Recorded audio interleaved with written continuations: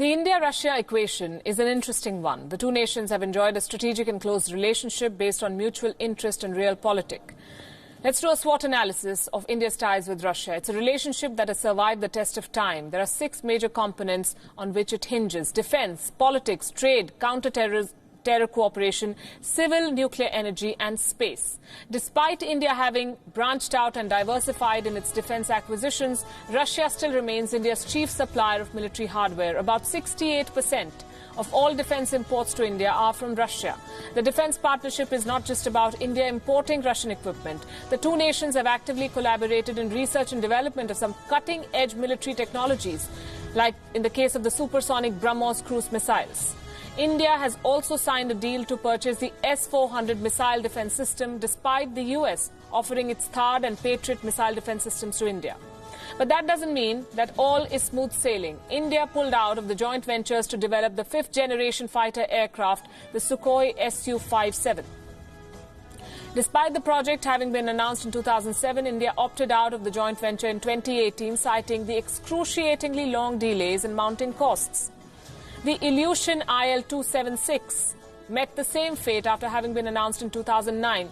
Russia's share in supplying military hardware is decreasing, while the contribution from other countries has risen. The US supplies 14% and Israel just about 7% of India's defense equipment.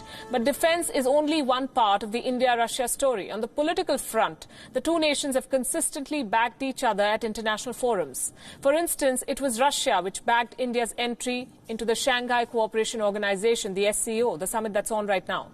Russia has also strongly backed India in its quest for a permanent seat at the United Nations Security Council, for the granting of membership into the NSG and APEC for India, while Russia has also expressed interest to join SAARC as an observer. Vladimir Putin hosted Prime Minister Modi in Sochi last year. It was the first ever informal summit between the two countries. On the cultural front, the Soviet Union and India got off to a brilliant start. Several generations of Russians grew up watching the films of Raj Kapoor and others. But after the collapse of the Soviet Union, the market for Indian films in Russia has dramatically shrunk. In fact, Russia has just about 14,000 Indian expats living at the moment, while the number of Russian expats in India is equally low. Contrast this with the United States, where even according to conservative estimates, about 2.9 million Indian expats reside. Culturally, the people-to-people contact between Russia and India has reduced to a trickle. Despite India and Russia having been close and strategic partners over the years, the relationship has been as much about missed opportunities as about fruitful cooperation. Joining us, Rajiv Sikri, former secretary with the Ministry of External Affairs, someone who has a wide experience of Russia and has served twice in Moscow. Mr. Sikri, thanks very much for being with us this evening. This relationship, the India-Russia relationship over the past few years, has been described as a relationship that is adrift. Do you believe under the leadership of Prime Minister Modi and President Putin, it is finally finding its moorings? I think that the relationship has strong roots, but it requires a constant nurturing, and frequent meetings ensure that if there are any misunderstandings that arise, that these are removed very quickly. I think this is what the Modi-Putin frequent meetings have managed to do. It's not that we agree on everything as far as with Russia, but on the strategic level, we are on the same page. As you yourself pointed out, we are heavily dependent on Russia for military equipment and technologies.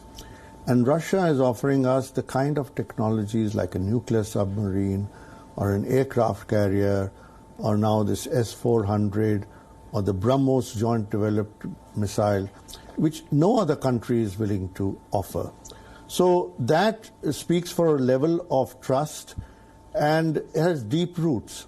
But it is important to bear in mind that the relationship between our two countries today is quite different from what it was in Soviet times. I think Russia has changed, India has changed, and we need to be respectful of each other's interests and see where the common ground is. I think the changing geopolitical environment requires both India and Russia to diversify their relationships. But the leaders very maturely and consciously realize that there is great benefit in keeping the solid India-Russia relationship intact. This is never going to be easy because the base of the relationship is somewhat narrow. It's basically defense, energy, and technology. The people-to-people aspects are a bit weak. The economic hasn't really taken off. So I think the two countries have decided that we must focus on these so that there's a broad-based relationship that extends across all sections of society and that there are stakeholders in both countries for a strong relationship among all sections of society, all political classes, and not just in Moscow and St. Petersburg or Delhi and Mumbai and Bangalore, but across the countries.